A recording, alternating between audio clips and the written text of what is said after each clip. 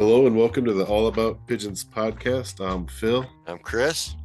and we got a special treat for you today. We brought on somebody who actually knows something about pigeons. We got the one and only Ricky Gonzalez from the V.F.R.C Roller Club here in Phoenix, Arizona. How you doing, Ricky? Oh, pretty good. How about yourself? Doing good, man. Thanks for coming on here and setting us straight. You're going to teach us everything we need to know about how to make some world champion roller pigeons, right? I need to teach myself that.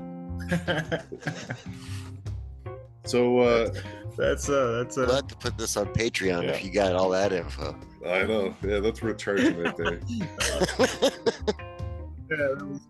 Make some money off of that. I had that recipe. So you've been into pigeons for a while. What was your start into pigeons and kind of specifically the rollers?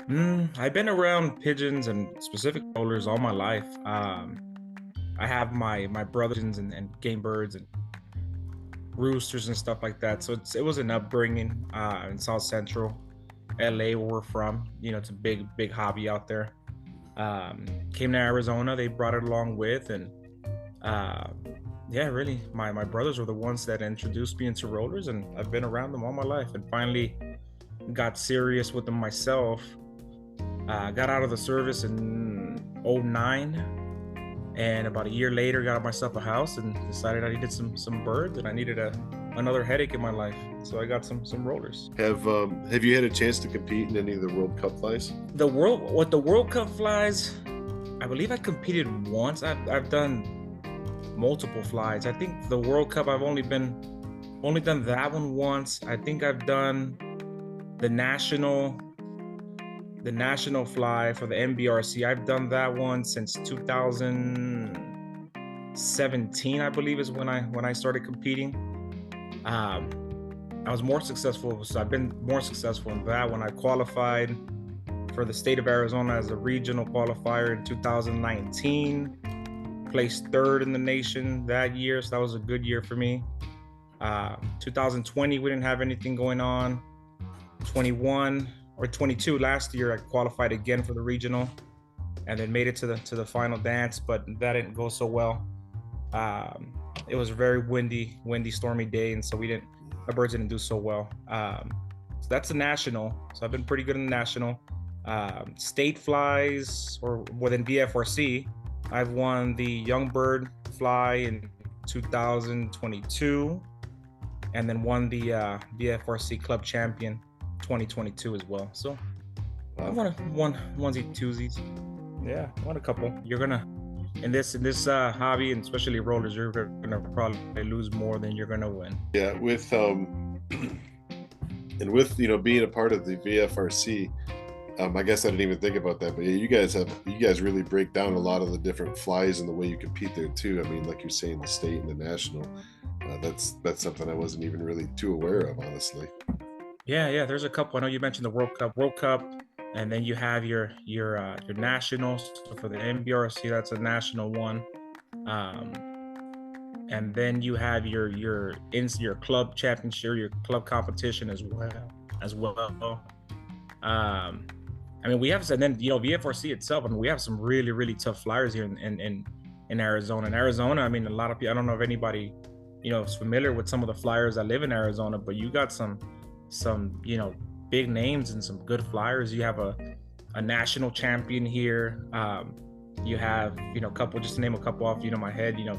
Alan Weaver is always he's a one that's been competing for a long time. He's a hard competitor. My brother Charlie Gonzalez, matter of fact, for the World Cup that just happened, he ended up placing third in the world. That's a big feat. I saw that, man. He scored like a 7-something, right? I believe he scored 460 something, but he's still third. I mean, the guy that took second was only like 20 points away from him, and then the guy that took first place, he ended up scoring like 1,000. So he must have had one hell of a kid, and I'm sure he did. So, but yeah, those are top feats right there. That's hard to do.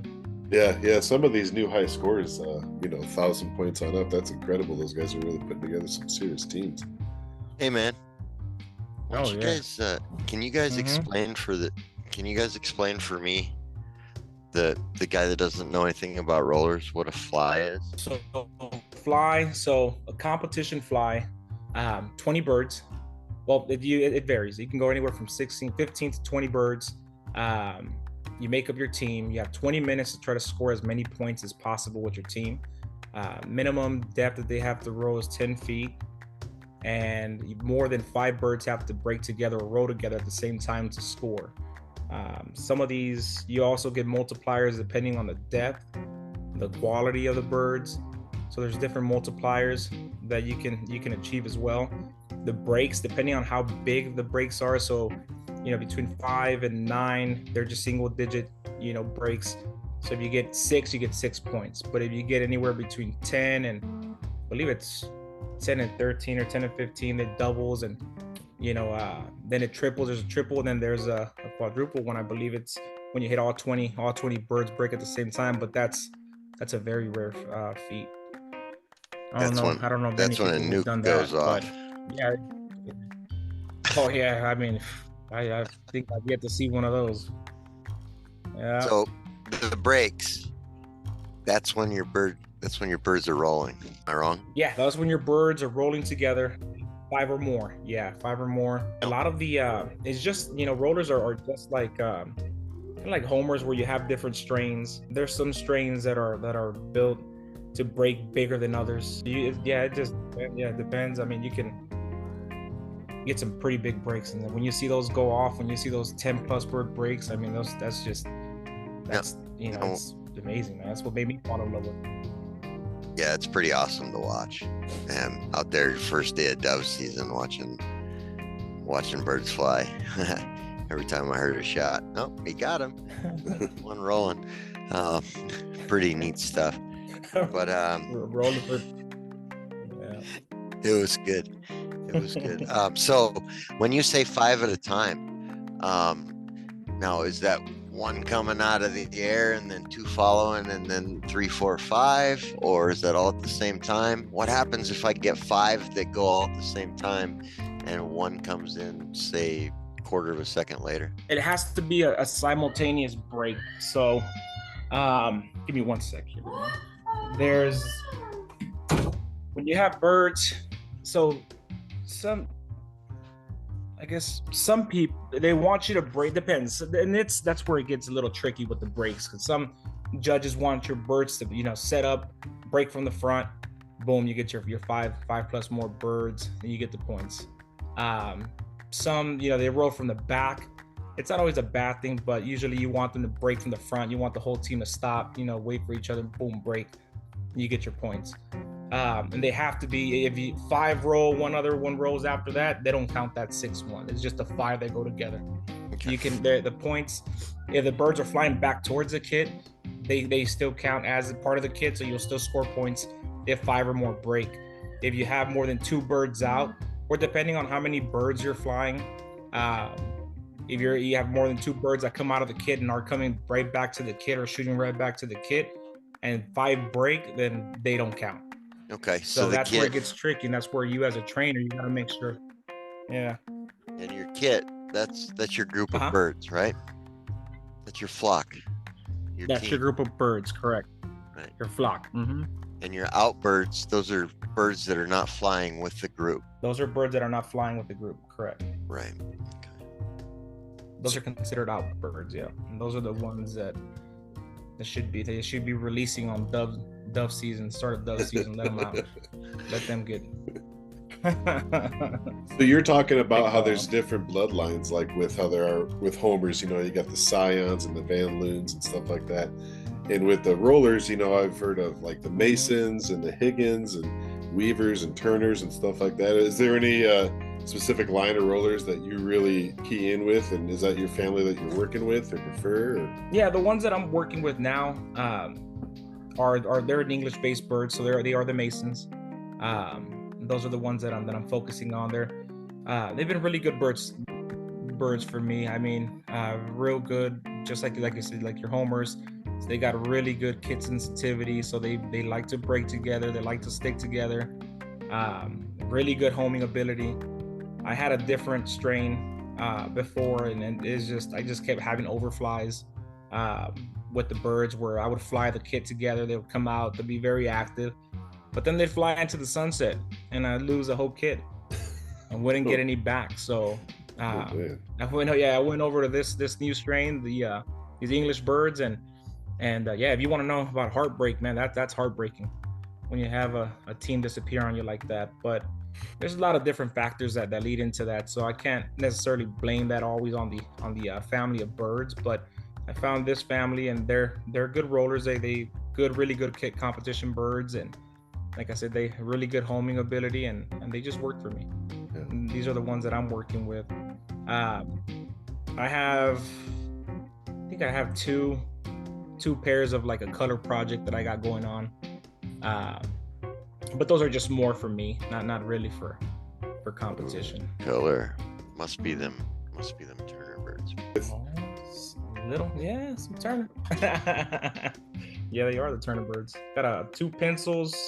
I have an almond, and then I have another opal hen that's coming along. It's coming in the mail soon. So that'll be my two pairs, and that's just for me, just for shows if I want to go show them off, or yeah, just for me. But they do roll though. Huh? They do have some really good velocity. They are, yeah, show them off. So you fly your best color? You fly all of them? You put some to the side? No, they all fly, man. First and foremost, when it's rollers, they got to be selected out of the air. So everything that I have, I'm testing out. So, the breeders that I have, they were given to me. So I didn't get a chance to fly the breeders. So now I'm kind of working on my first steps of creating, working with my own family. So everything that comes out, everything that I breed is going to fly.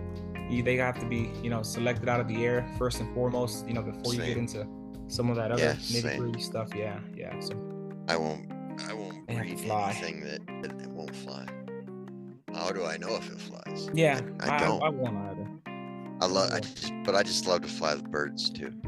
If it flies away, it flew away. That's what a great life. They got fed every day, and they found somewhere else to feed. With the rollers, feed is like a really big point too. I've heard a lot of different things about like, just Milo, or even like just the amount of protein you're feeding. And when my son had problems with his rollers getting kind of fat and lazy, we cut back on the feed, and it made a big adjustment in the way they were flying. Is there anything that you found that works really well with getting your birds up and flying for a good time? And you're pretty much feed is 80% of the battle when it comes down to rollers. It's very, very crucial. With the birds that I have now, for example, the English Mason birds that I have now, I fly them on a 3-2-1 mix. So it's 3 parts wheat, 2 parts Milo, 1 part barley, and that seems to be the ticket for me. It keeps them healthy. It doesn't. I call it a balsa effect, where they're like a light, where you could feel that they're sturdy, they're healthy, but they're not overweight and not too light. They're perfect, a perfect balance.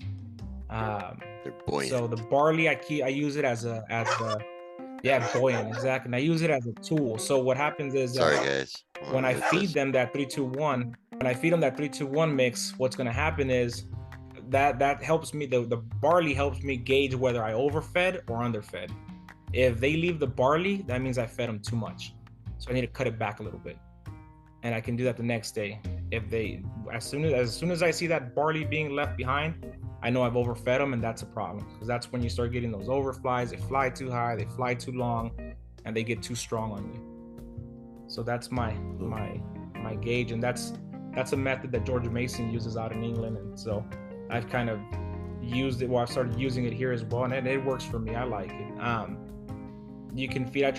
With my other birds, I try to keep them at a 12% mix, and that was pretty good. I just try to keep away from the corn. It's not too cold in Arizona, where I don't think we really need the corn here, so no corn. So I used to feed the 12% no corn from, I believe it's. But you're mixing it though, right? Mix. But yeah, winner's circle. Yeah, the 3-2-1 mix. Yeah, the 3-2-1 mix. The wheat, Milo, barley, I keep it separate. Yeah. So yeah, keep the wheat separate, the Milo separate, the barley separate, and that's a plus about being able to feed like that. Also, is that I can adjust as well. If I see them getting a little too weak on me, then I can up the weight and get them a little, a little fed up. Usually those rollers, I mean, as much as you love watching them roll and you love watching them fly, a lot of people keep them, keep them nice and chunky up into the moment of competition. And then you kind of start breaking them down a little bit and you start getting more activity out of them, more roll out of them. You don't want to deteriorate the bird either, but you give them a little beat down with the feed, and you start getting more activity out of them. You lose some of the quality in the roll, but you start getting those big breaks, those 10 plus bird breaks at the same time. So it's complicated, and you're not always going to hit it right on the nail. Unfortunately, they could be doing good one day, next day judges here ready to judge you, and they do the complete opposite of what you thought they were going to do. So it's hit or miss. All you could do is just try to up your odds and open the door.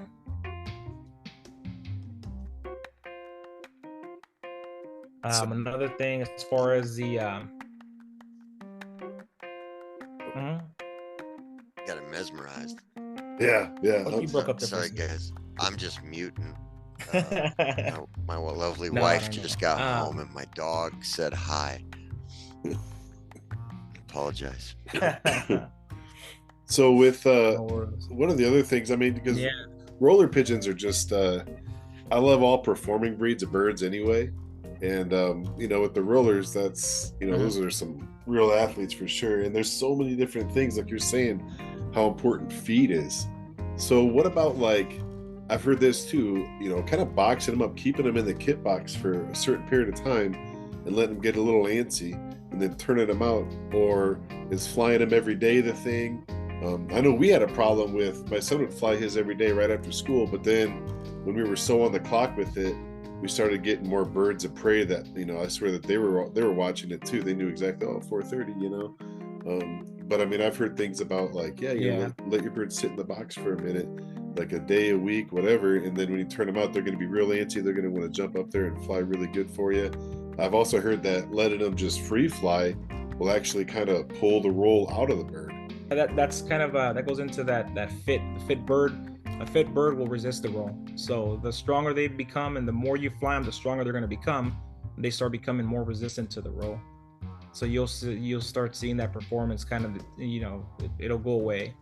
And then you start beating them up a little bit. You lock them up for a little bit and let them get fat, and then start flying them again and beat them down again. And then boom, you'll get that performance come back in. So that's where you got to balance them out. I try to keep a couple, I like flying birds every day. So I keep a couple kits when I can. And so I'll fly, a kit one day, skip the next day, fly another kit, and just rotate them. My main competition birds, I'll fly them twice a week, twice a week. And in between those 2 days, everything else gets to fly. And like I said, I'll keep them in a rotation and rotate them.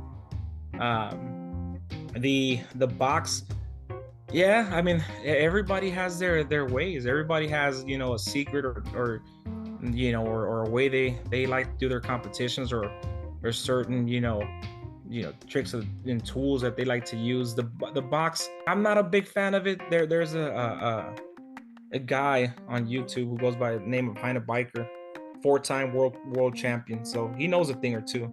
Yeah, to be able to win 4 world championships, you got to know something. And when I first started getting into the rollers, I used to watch a lot of his videos. And so he used to, be big against the small kit boxes and, the dark kit boxes. He wanted to make sure the kit boxes were big to where you can all the purchase at the back so you could see the birds. And I think he was on point with what he had to say. He said, how do you know what your birds are doing if they're just locked up in a teeny little box and you can't see them? If you can't see them, then how do you know if a bird, if your bird's sick or a bird's not feeling well? If you see and observe your birds every day, you can see when one's off. So you'll see when one's sick and say, hey, you know what, this guy doesn't look right, so I got to pull him out, take a look at him and say, you know what, yeah, this guy's sick, I need to move him out of the way. And if you have him in a small kit box, dark kit box, you don't know. So I became a big believer in the big open kit boxes, so the dowel fronts. I think I used a little, what are they, 1/2 inch by inch little boards, and so I made mine similar to that. So My kit boxes are about 5.5 feet tall, 3 feet deep.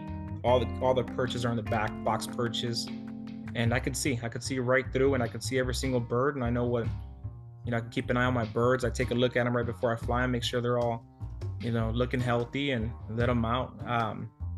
The other thing here in Arizona, I just don't think box kit boxes like that are to me healthy for a bird when they're just sitting inside an oven all day, especially as hot as it's been here.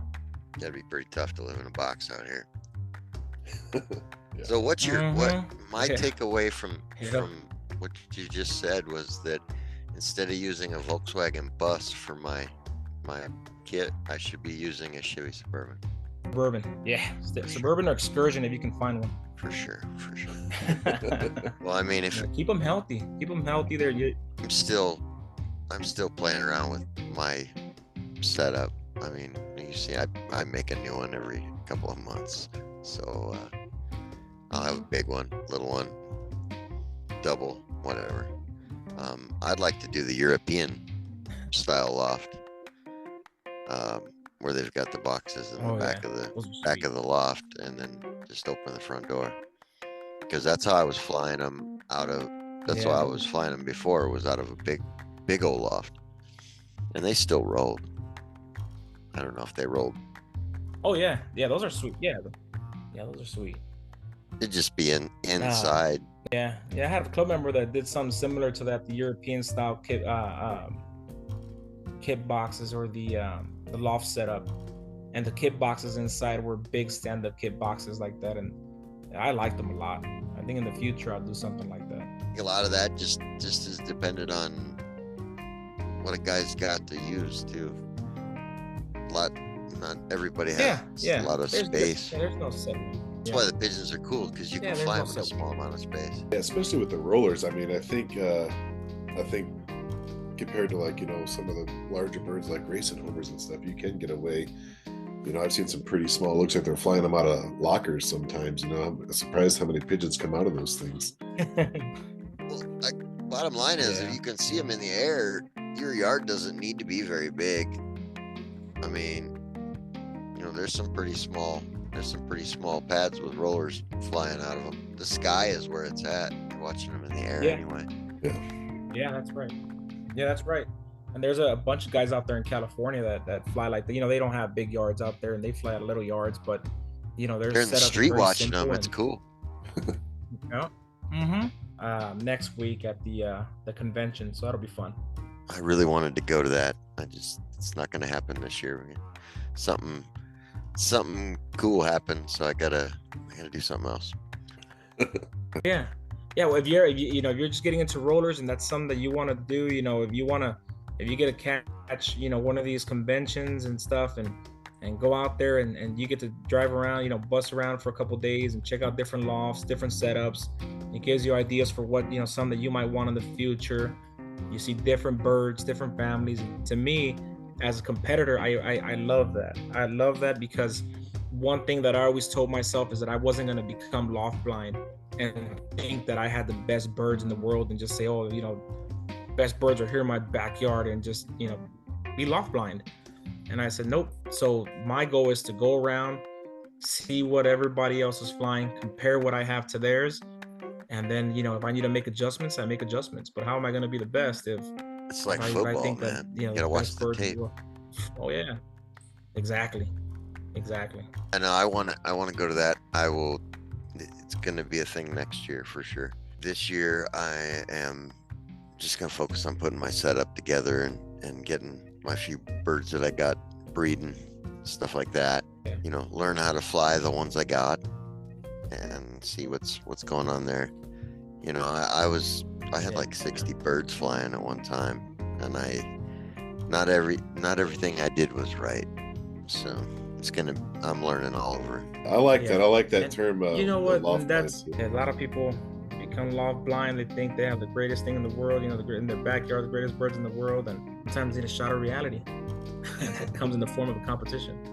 Well, that's what's really cool about the roller club you guys have. The V.F.R.C. It's you guys all really push each other to be better, and that's a good healthy competition right there. to challenge each other and push each other up that way. I like that. I mean, they've been helpful too. Yeah, and it's helpful to the breed too. You know, it's good to keep that breed of the Brimingham Rollers getting better and better. You know, that's how we get all these crazy pigeons from one pigeon, is because we select and breed, and you know, we just keep going with what works the best. And you know, clubs like this, you know, you guys are creating a really good bird at the end of all this, all the family work you're doing. I was lucky enough to become, so I finally, I became club president this year. So that's been, you know, it's awesome. That's all I can say. It's awesome. You know, we're a great club, a great group of guys. If you ever get a chance to come out and hang out with us, you know, we'd love to have anybody come out, hang out. These clubs, you know, use them as a springboard. Come out, you know, you get to see other lofts. Like I said, you get to go to all these other houses, or, you know, some of our club members, see what they got going on. We love to help newcomers. You know, we love to share whatever knowledge we can share, whatever we have, we share that. You know, the birds, same thing. You know, we help each other out, help newcomers out. And that's one thing that I love about this club. Sometimes, you know, the competition can blind someone, and you know, they just become a little too competitive, where it's no longer fun. And I think with this club, we make it fun. It's competitive, but we make it fun and enjoyable. And I think that's what I enjoy. You know, enjoy most of the hobbies, also the friendships that I've made along the way. I met some fantastic people along the way, and sometimes I think people lose sight of that, and that's one thing that people need to, you know, enjoy as well. I met a lot of cool people there. A lot of cool people. I've been to 2, the lawn show, and then the last meeting at Adrian's. Yep, a lot of cool people. You guys put on a pretty good lawn show too. I gotta say, you guys really do a well job on that. I'm understating that. Thank you. We're just gonna try to grow it as much as we can.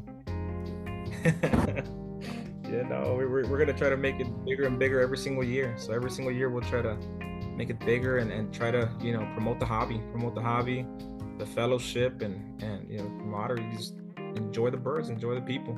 It doesn't have a set weekend. We try to do it usually March. So you keep an eye out. March is usually when we try to knock it out of the way, since it's still cool outside, not too hot, and a lot of folks lock up their birds, you know, in March. Well, a lot of people that fly in the inner city, because of the falcon and the BOPs, we lock up in the wintertime to just avoid the bird losses. And so that's kind of when we try to get that show out of the way in March. And it's kind of usually that start to the season. So right after that show, it's kind of when we start the season. I know this year we did it a little bit later. I think we did it in May this year. But usually we try to knock it out in March. You said that you guys are doing national flies right now, or what's the upcoming fly you guys are doing right now? So there's 2. We have the young bird fly for V.F.R.C. That's going to be this Saturday, actually. So we'll have we'll start off in Tonopah. We have a couple flyers for that one. That's a club fly. The big one, which is a national fly, that's going to be October, what is it? 19th, 20th, 21st, and 22nd. Yep. Yeah, it's that Thursday, Friday, Saturday, Sunday. So it's for the nationals, and that's going to be, there's 2 different flies. There's an 11 bird fly and a 20 bird fly. The 11 is that Thursday, Friday, and the 20 is that Saturday, Sunday. So the 20, I think we already talked about kind of how that works. The 11 bird fly, which I didn't mention, that's a little different. It's a national fly for the MBRC, but this one is to reward and promote depth with birds. So this one, you don't necessarily need 5 birds to break with this one. With the 11, you get scored on every single individual bird rolling, the depth, and you get multipliers depending on the depth and speed of the birds. So the 11 bird is to promote the speed and the depth and the velocity in the birds. And you get 20 minutes to score as many points as you can with that one as well. That's my competition there. I can only get like 7 or 8 birds raised at a time. They did that for me. Yeah, that's a good one. We just started doing that one this year, or last year actually. Last year we started doing the 11 bird. We never really had a chance to participate in that one, and we finally got the enough people to want to fly in it, and it was very fun. I didn't get to fly in it, but I went around and stuff, and you know, worked with the judge, and it was such a great fly. I've been talking a little fly. bit with Alan about that one. I'm gonna go out there and watch him fly. Yeah, we'll have to Oh, get yeah. we'll have to get the results on that too. That'll be interesting to see how these Arizona guys are holding up on it, man. The weather's You good got though. some really good flyers here in Arizona. So Yeah. Well, hey, we're coming up against the clock here. Ricky, thanks for coming on and, you know, talking with us a little bit and sharing some of your knowledge and experience on rollers. Man, it's a lot to pick through on this and a lot to think about. Good luck on the upcoming flies with the club and with the nationals too. Thank you a lot, man. I'm gonna try my best. Can I put the whooping on him, right? That's the goal. It just doesn't work out like that all the time. That's always a goal. I go into it super motivated, but like I said, we got some tough competitors in this area. It's a tough one. Well, hey man, good luck with it, and yeah, let us know how it all goes, and we'll be happy to share some results on the Word on the Wire segment. Yeah, no problem, man. And if you guys ever want me to jump on again, I'll be more than happy to. Awesome. Thanks, Ricky. Hey.